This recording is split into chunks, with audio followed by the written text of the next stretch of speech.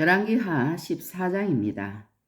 이스라엘의 왕 여호아하스의 아들 요아스 제2년에 유다의 왕 요아스의 아들 아마샤가 왕이 되니 그가 왕이 된 때 나이 25세라 예루살렘에서 29년간 다스리니라. 그의 어머니의 이름은 여호앗단이요 예루살렘 사람이더라. 아마샤가 여호와 보시기에 정직히 행하였으나 그의 조상 다윗과는 같지 아니하였으며 그의 아버지 요아스가 행한 대로 다 행하였어도 오직 산당들을 제거하지 아니하였으므로 백성이 여전히 산당에서 제사를 드리며 분향하였더라. 나라가 그의 손에 굳게 섬에 그의 부왕을 죽인 신복들을 죽였으나 왕을 죽인 자의 자녀들은 죽이지 아니하였으니 이는 모세의 율법책에 기록된 대로 함이라. 곧 여호와께서 명령하여 이르시기를 자녀로 말미암아 아버지를 죽이지 말 것이요 아버지로 말미암아 자녀를 죽이지 말 것이라. 오직 사람마다 자기의 죄로 말미암아 죽을 것이니라 하셨더라. 아마샤가 소금 골짜기에서 에돔 사람 10,000명을 죽이고 또 전쟁을 하여 셀라를 취하고 이름을 욕드엘이라 하였더니 오늘까지 그러하니라. 아마샤가 예후의 손자 여호아하스의 아들 이스라엘의 왕 요아스에게 사자를 보내 이르되 오라 우리가 서로 대면하자 한지라. 이스라엘의 왕 요아스가 유다의 왕 아마샤에게 사람을 보내 이르되 레바논 가시 나무가 레바논 백향목에게 전가를 보내어 이르기를 네 딸을 내 아들에게 주어 아내로 삼게 하라 하였더니 레바논 들짐승이 지나가다가 그 가시나무를 밟았느니라. 네가 에돔을 쳐서 파하였으므로 마음이 교만하였으니 스스로 영광을 삼아 왕궁에나 네 집으로 돌아가라. 어찌하여 화를 자취하여 너와 유다가 함께 망하고자 하느냐 하나 아마샤가 듣지 아니하므로 이스라엘의 왕 요아스가 올라와서 그와 유다의 왕 아마샤가 유다의 베스메스에서 대면하였더니 유다가 이스라엘 앞에서 패하여 각기 장막으로 도망한지라. 이스라엘 왕 요아스가 베스메스에서 아하시아의 손자 요아스의 아들 유다 왕 아마샤를 사로잡고 예루살렘에 이르러 예루살렘 성벽을 에브라임 문에서부터 성 모퉁이 문까지 400규빗을 헐고 또 여호와의 성전과 왕궁 곳간에 있는 금, 은과 모든 기명을 탈취하고 또 사람을 볼모로 잡고서 사마리아로 돌아갔더라. 요아스의 남은 사적과 그의 업적과 또 유다의 왕 아마샤와 싸운 일은 이스라엘 왕 역대지략에 기록되지 아니하였느냐. 요아스가 그의 조상들과 함께 잠에 이스라엘 왕들과 사마리아 함께 장사되고 그의 아들 여로보암이 대신하여 왕이 되니라. 이스라엘의 왕 여호아하스의 아들 요아스가 죽은 후에도 유다의 왕 요아스의 아들 아마샤가 15년간을 생존하였더라. 아마샤의 남은 행적은 유다 왕 역대지략에 기록되지 아니하였느냐. 예루살렘에서 무리가 그를 반역한 고로 그가 라기스로 도망하였더니 반역한 무리가 사람을 라기스로 따라보내 그를 거기서 죽이게 하고 그 시체를 말에 실어다가 예루살렘에서 그의 조상들과 함께 다윗성에 장사하니라. 유다 온 백성이 아사랴를 그의 아버지 아마샤를 대신하여 왕으로 삼으니 그때에 그의 나이가 16세라. 아마샤가 그의 조상들과 함께 잔 후에 아샤라가 엘랏을 건축하여 유다에 복귀시켰더라. 유다의 왕 요아스의 아들 아마샤 제15년에 이스라엘의 왕 요아스의 아들 여로보암이 사마리아에서 왕이 되어 41년간 다스렸으며 여호와 보시기에 악을 행하여 이스라엘에게 범죄하게 한 드밧의 아들 여로보암의 모든 죄에서 떠나지 아니하였더라. 이스라엘의 하나님 여호와께서 그의 종 가드 헤벨 아미떼의 아들 선지자 요나를 통하여 하신 말씀과 같이 여로보암이 이스라엘 영토를 회복하되 아맛 어기에서부터 아라바 바다까지 하였으니 이는 여호와께서 이스라엘의 고난이 심하여 매인자도 없고 노인자도 없고 이스라엘을 도울 자도 없음을 보셨고 여호와께서 또 이스라엘의 이름을 천하에서 없이 하겠다고도 아니하셨으므로 요아스의 아들 여로보암의 손으로 구원하심이었더라. 여로보암의 남은 사적과 모든 행한 일과 쌓은 업적과 다메섹을 회복한 일과 이전에 유다에 속하였던 하맛을 이스라엘에 돌린 일은 이스라엘 왕 역대 지략에 기록되지 아니하였느냐. 여로보암이 그의 조상 이스라엘 왕들과 함께 자고 그의 아들 스가랴가 대신하여 왕이 되니라. 아멘. 할렐루야. 오늘은 열왕기하 14장을 읽었습니다. 인간은 욕심으로 말미암아 창조주를 불순종하여 에덴 동산에서 쫓겨난 후 항상 부족함을 느끼게 되고 그 부족한 느낌을 욕심으로 메우려고 하다 보니 인간 사이에는 항상 빼앗으려고 빼앗기지 않으려 하는 전쟁이 있어 왔습니다. 이러한 인간의 전쟁 중에 불의가 의를 삼키는 것을 막으시기 위하여 하나님은 인간의 전쟁에 관여하시고 전쟁을 사용하여 인간을 다스리시기도 하십니다. 이러한 하나님이 간섭하시는 전쟁의 승패는 하나님의 의도에 따라 하나님께 관건이 있습니다. 이스라엘 왕 요아스가 비록 악한 왕이었지만 그도 하나님의 선민 중에 한 사람이었기 때문에 전쟁이 하나님께 속한 것임을 알고 하나님의 선지자 엘리사가 하나님의 권능을 힘입어 이스라엘을 지키는 병거와 마병이 되었던 것도 알았습니다. 그래서 엘리사가 죽을 병이 들었을 때 그 앞에 와서 눈물을 흘리며 내 아버지여 이스라엘의 병거와 마병이여 하며 슬퍼했습니다. 요아스는 엘리사가 시키는 대로 즉시 순종하였습니다. 여호와께 순종하는 것이 제사보다 낫다는 것과 하나님이 그의 사역자인 선지자를 통하여 역사하신다는 사실을 알았기 때문입니다. 하나님은 인간을 사랑하셔서 인간의 행복을 위하여 명령과 규례를 주시고 이에 순종할 때에 사랑하시는 인류에게 의와 평강을 베풀어 주십니다. 그러므로 하나님은 무엇보다 순종을 기뻐하시고 주의 종 선지자들을 통하여 말씀으로 계속 순종을 권면하시는 것입니다.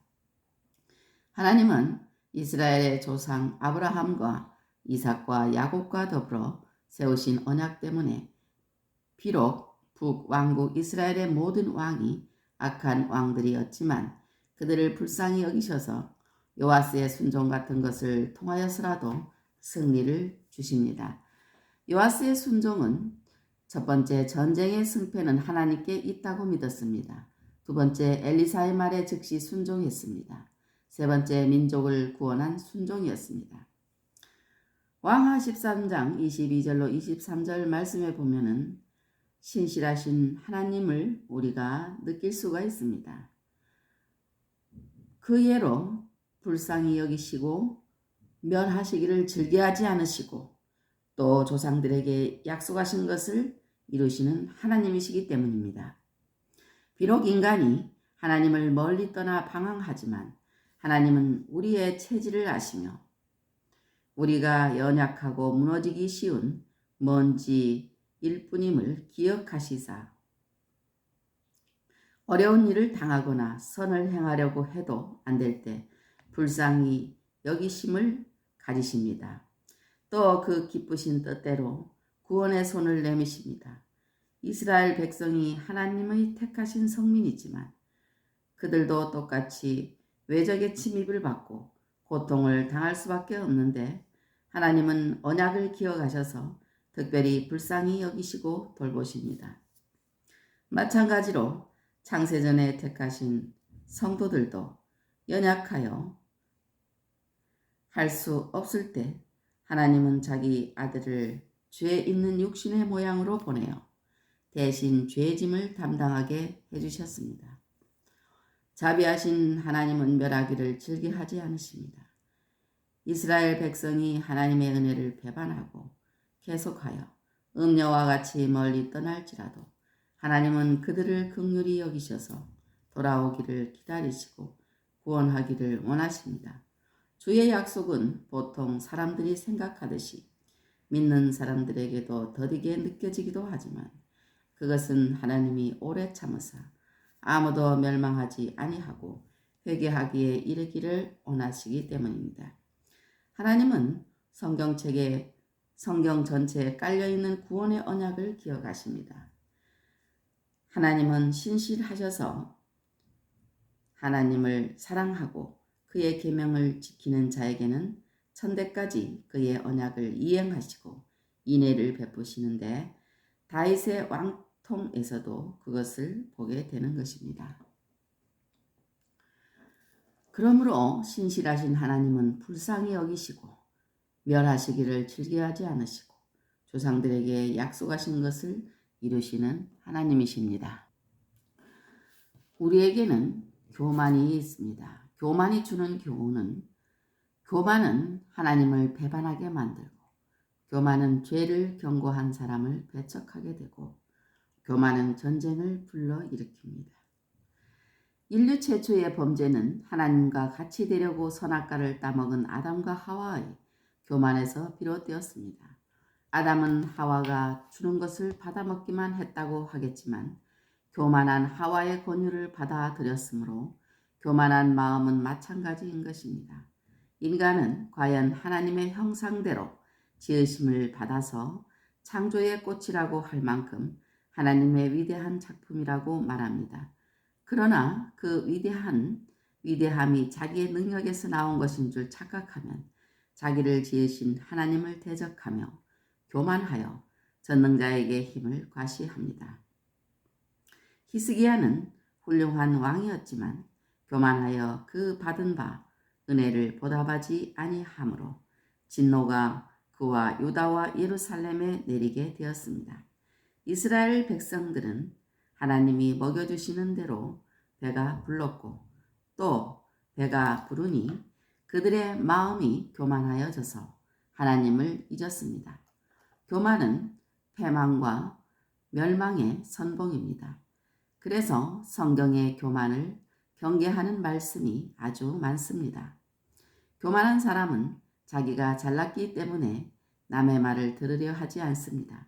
자기가 가장 잘 안다고 생각하기 때문에 하나님도 부인하고 제대로 된 사람을 멸시하고 주의 법도를 지키는 사람을 거짓을 지어 치려하며 그들의 경고를 배척합니다. 그러나 하나님은 교만한 자를 대적하시되 겸손한 자들에게는 은혜를 주십니다. 교만한 자는 자기만 잘났다고 하니 교만에서는 다툼만 일어날 뿐이고 이것이 넓은 차원에서는 전쟁으로 나타나게 되는 것입니다. 교만이 주는 교만은 하나님을 배반하게 만들고 교만은 죄를 경고한 사람을 배척하게 만들고 교만은 전쟁을 불러일으킵니다. 왕하 14장 8절로 22절 말씀. 북왕국 이스라엘의 왕들이 하나같이 악하였지만 그들도 하나님의 선민이므로 하나님은 직접 그들을 징벌하실지언정 남왕국 유다가 나서서 형제와 싸우는 것을 원하지 않으셨습니다. 그런데 유다왕 아마사는 에돔을 쳐서 승리한 여세를 몰아 북왕국 이스라엘의 요아스에게 대면하자고 하였습니다. 대면하자는 말은 싸우자는 말입니다. 원래 북왕국 10지파는 솔로몬과 그 아들 르호보암이 죄를 지어 하나님이 나라를 쪼개어 솔로몬의 신하인 여로보암에게 주심으로 이스라엘 나라가 된 것입니다.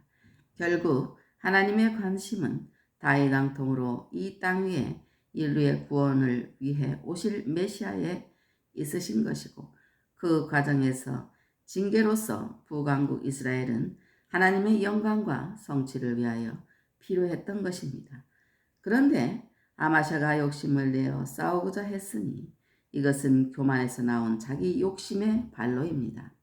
인간이 하나님과 같아지고 싶어하는 욕심을 낼 때 인류의 조상 아담과 하와는 하나님의 영광을 넘보게 되었고 그로 인하여 온 인류에게 죽음을 가져왔습니다.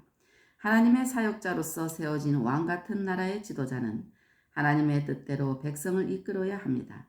그러나 자기의 욕심으로 하나님의 뜻을 무시하고 행동할 때 하나님은 지도자를 내치십니다. 사울왕이 아말렉을 칠 때에 욕심을 내어 하나님의 지시를 무시하고 양과 소의 가장 좋은 것 또는 기름진 것 등을 남기고 진멸하기를 즐겨 하니 했을 때 그는 왕위에서 내치심을 받았습니다. 아마시아 왕도 자기 교만과 욕심 때문에 패전하였고 예루살렘에서 무리가 그를 반역하여 라게스로 도망한 그를 따라가 죽였습니다. 욕심을 내면 상대방도 마찬가지로 욕심을 가진 인간이기 때문에 항상 다툼이 일어나기 마련이고 하나님과도 갈등을 일으킵니다. 욕심의 결과는 하나님의 영광보다 자기의 영광을 취하게 되고 지도자로서 인격을 상실하게 되고 국가와 이웃의 갈등을 일으키게 하는 것입니다. 그래서 우리는 이 성경 말씀을 깊이 생각하며 하나님의 뜻에 따라 살아야 되는 것입니다. 오늘도 주님 안에서 하나님의 뜻에 따라 살기를 원하오며 늘 기도하는 그런 일상생활이 되시기를 주님의 이름으로 축원합니다. 아멘.